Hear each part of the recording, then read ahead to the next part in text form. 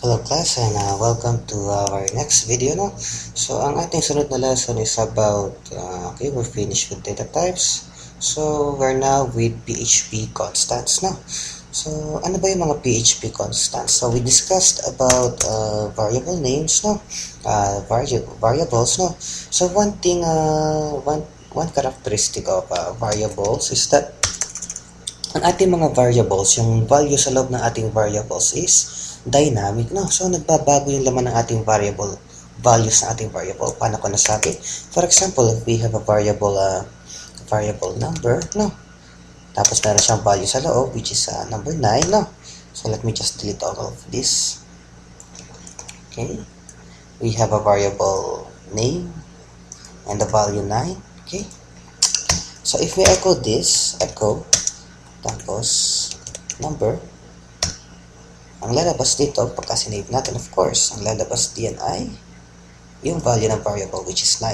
Diba? Yun yung kanyang value, no? That is the value of our variable number. Okay. Let us say, I want to change the value of this number, no? Paano ba mapapalitan yung value nitong number na ito? Okay. If we just simply add, okay, in the next statement, nilagay natin ang number is equals to number, okay, number plus 3. Now, and if we save this, kung mapapansin natin, if we refresh this, no, I'm sorry, I forgot the echo number, okay, save. We refresh this, no? Nagkaroon tayo, nag-change. I'm sorry. Let me just add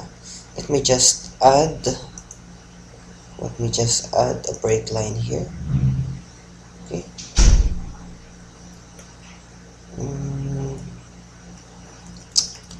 Okay. Let's add a text. Tapos, lagyan natin dito na break line, BR. Okay. So, yun ang isang kagandahan ng PHP, no? It can include some HTML tags, no? So, kaya ko lang nilagay sa loob ng double quotation marks yung variable, even though we can echo it without any double quotation mark, is para ma-include natin itong ating HTML tag sa loob, no? Which is used for adding new line, no? So, if we save this, okay. Originally, yung value ng ating number variable is 9, no? But when we added number 3 doon sa ating variable, nagbago yung laman niya, no? Yung information niya naging 12, no? So, variables, yung ating PHP variables, they are subjected to change, no? Yun namang ating ang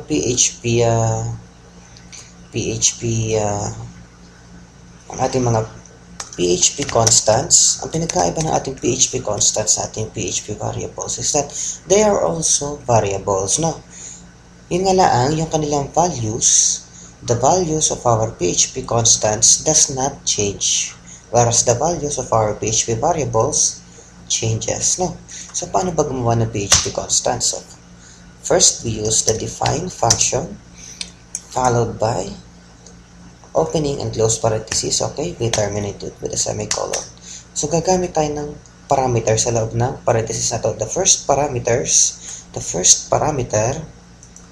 okay, ang first parameter, let me just visit PHP constant. The first parameter that we use, okay.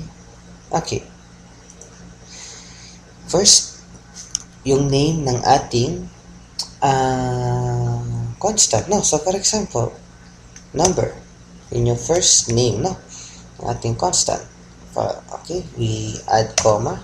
Tapos, sa sunod na parameter na ilalagay natin ay yung value na ilalagay natin sa constant na number. So, for example, ang value ko na ilalagay ay 7.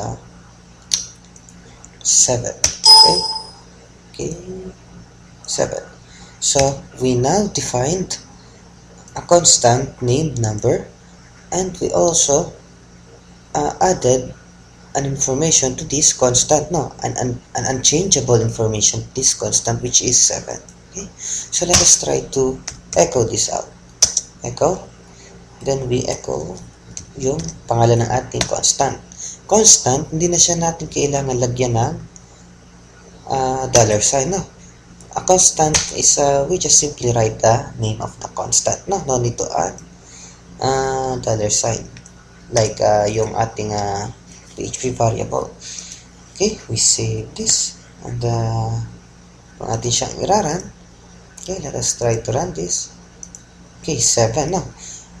If we try to change, or if we try to attempt to change the value of the constant, let us say for example number is equals to number plus 3.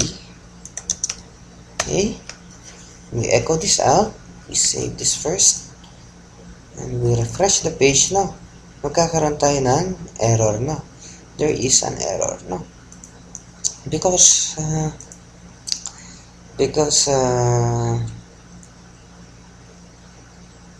constants should never be changed, no? Constants are unchangeable, no?